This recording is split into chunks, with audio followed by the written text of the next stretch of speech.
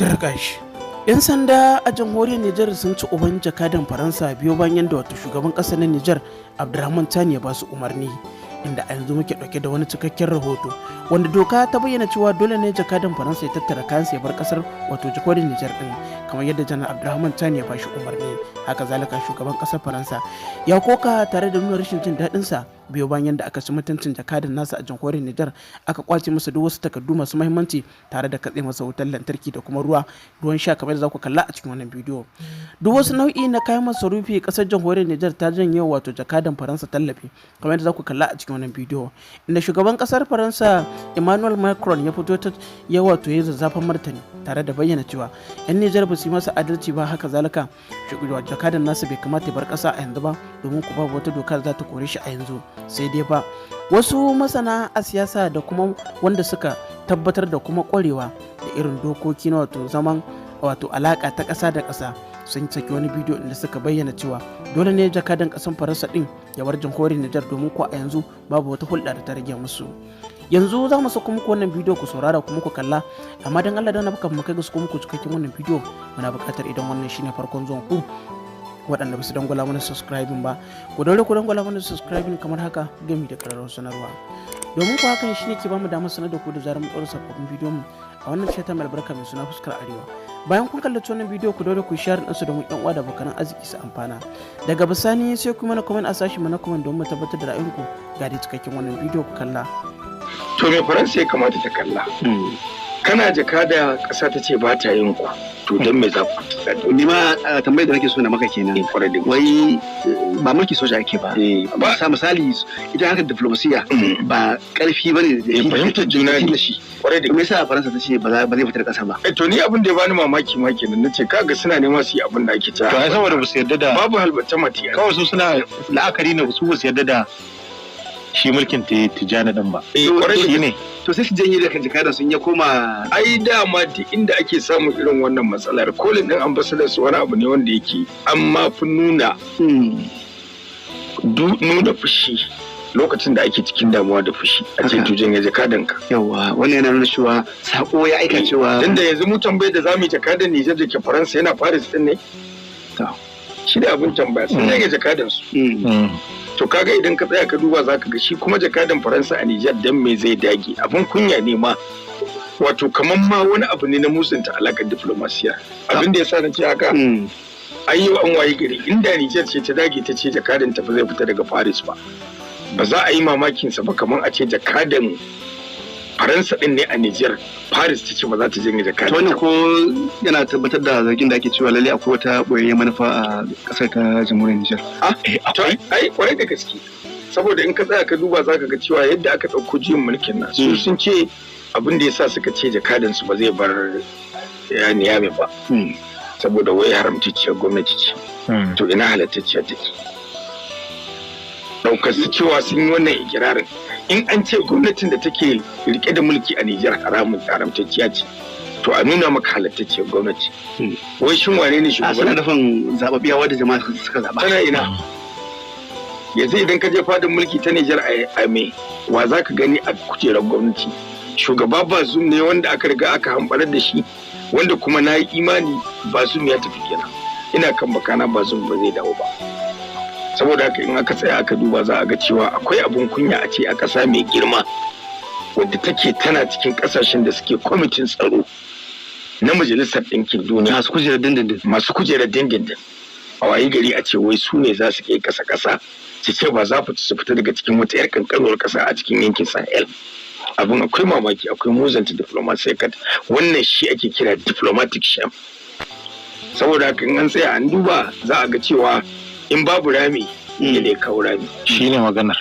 Wannan kasashe kaga Faransa ta nuna cewa kenan akwai wani abu a ƙasa. Yau inda Nijar ba ta da wani abu da Faransa take bukata dan jakadanta ya haɗe nasa ya tafi a koma Paris, menene asarar Faransa a ciki? Kaga kenan akwai arzikin da Nijar din take da shi duk da tana cikin kasashe da ake kallon a matsayin karansu bai kai tsaiko ba ta fuskar tattalin arzikin kasa. A cikin hakan ma akwai wata bukata ta Faransawa a cikin Nijar din da suke ganin cewa idan ya kasance ma diplomasiya ta yanke a tsakanin su waiwayen kanshin neman wannan abin da Nijar ta mallaka wanda Faransa take bukata babu maganar bukatar interest, economic interest. Haka. To bari mu waiwayi juyin mulkin kasar Gabon. Wasu na ganin cewa kamar an gudu ba tsira ba. Ko an kashe maciji ne. Yawa wato shi shugaban mulkin sojin kasar na ga da haka nada. Shi tsohon shugaban kasa Umar Bango Ali Umar Bango kawunsa ne. Ana magana cewa wancan dangi ko iyali sun maki kasar na tsawon shekaru 56, to shi ma wannan daga cikin su ya fito. Ya wanda sako za a ake san aika kuma. Ai ko da shi daga cikin su ya fito, abu ɗaya za a kalla a doron bukatar kasa. Menene martanin mutanen Gabon da aka yi juyin mulki Malam Bashir? Murna suka ringai suka fito akan titi. Menene murna?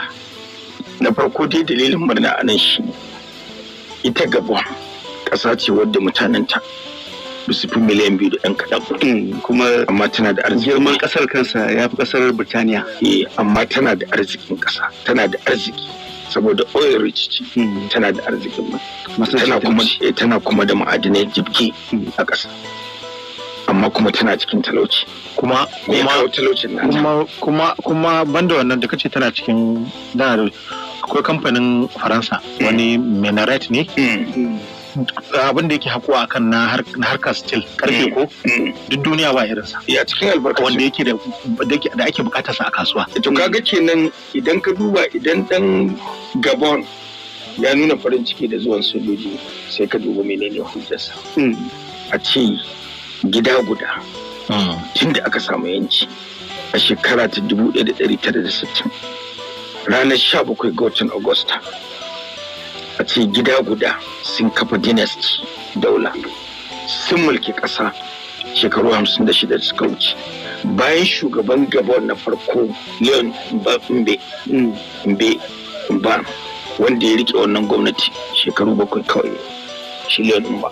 Kaga anan gurin idan ka riga ka duba za ka ga cewa bakin cikinsa anan shine yaya ƙasa mai kankanta population na yawan al'umma ga ta da arziki ga ta da talauci amma tana cikin talauci, wasu ka kalla a matsayin sala gwamnatin Faransa. Gashi kuma ba shi da cikakkiyar lafiya kamar yadda kwarai da gaske ko images din hotunan sama idan ka yana tafiya yana da abin da ake kira da a turanci partial paralysis kwarai da gaske mutuwar bangaren jiki. To kaga idan ka duba zaka ga wannan fa abin da yake faruwa a kasashen francophone, kasashe renon Faransa, ya nuna cewa tsarin da aka ba aka mulke su a ƙarƙashin colonization policy, tsarin yadda suke mulkin mallaka ya daɗe da dubun zama zuciyar kasashen ya gundare su, saboda wannan abin da Faransa take musu shi ya hana cin tale-tale.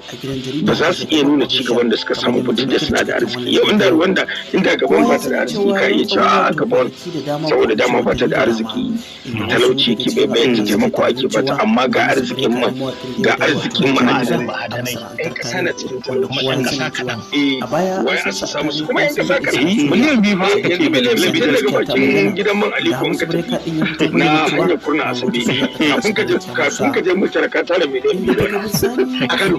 Kaga bisa daga bakin gidan man Aliko zuwa karshen Murtala bayar ruwan ita Gabon, abin mamaki. To wani abu da yake damun al'umma Afirka shine me yasa shugabannin suke son sai sun zauna kan kargar mulki? Yanzu shugaba Paul Biya wanda ya shekararsa 41 ya rike wasu lokuta ba mai yana kasar Switzerland, daga nan yake mulkar kasar a manshin nasa wato katafaren gida da ke kasar Switzerland. Kwarai da gaske, amma dole sai ya mulki kasar. Gashi a yanzu haka shekararsa sun kai 90 na duniya. 90 shekaru 41 yana mulkar, yana da shekara 49 yakan mulkin kasar. To sai ka tara da shekara 41 da cin shekara ta 1000 kaga shekara 90 da yake nan kwarai da gaske akan mulki. Ga shekaru 41 akan mulki, ga shekarun haihuwa. Ya yi garin bawar ga sojojin kasar saboda in je mu dan waka gaban makwacin su ce kwarai da gaske. To ai duk waje ko sashi ruwan da mata yi ta yi ni ko da game bi ba mutane wasu ba a dauki abin da muhimmanci ba, ganin cewa da shi kamar ana masa wani kallon wani soja ma wani irin kamar jarumi tunda ya bunkasa tattalin kasar ya kwarai da gaske. Idan ka duba lokacin da aka yi rikici na Tutsi da Hutu ai ka du Paul Kagame in ka kalli Rwanda a cikin dan ganganin lokaci ta samu ci gaba haka kuma al'ummar kasar wanda sun yadda cewa Kagame ya yi kokari yanzu idan ka je ka duba tsarin education na ilimi na Rwanda an waye gari yanzu Rwanda tsarin ilimin ta kwata-kwata wasu da yawa daga cikin kasashen Afirka har da Najeriya ba su da irin shi har na gidaje ma tsarin sa na gidaje kusan ma duk Afirka ana magana cewa ita ce ta fi kowace ƙasa saurin buƙatar tattalin kuma idan ka duba zaka ga cewa dubu kisan kiyashin da aka yi mutane kusan kimanin miliyan ɗaya suka mutu amma ni abin da ne mamakin Paul Kagame da na ji an ce shi ma zai wasu hanya mai abin da banana da manya idan ka duba shin wane ne ya colonizing da Rwanda ita Rwanda former German colony Jamus ta mulke ta da aka tafi wani yakin duniya na daga baya kuma a karkashin tsarin nan na zawiyar kasashe da suka amince da juna da ake kira League of Nations ya kasance sai aka ɗauki ikonta aka ba Belgium saboda haka tana da wani abu da ake kira a diplomasiya condominium status mallaka tsakanin kasashe guda biyu kamar yadda aka yi wa Sudan mulkin mallaka ka san Burtaniya ta yi Egypt kamar ma kuma mata irin wannan makamacin wannan dan wani kwarai da gaske duk da dai yar iyakar da dan cikin wato territory din wuraren da ita Burtaniya ta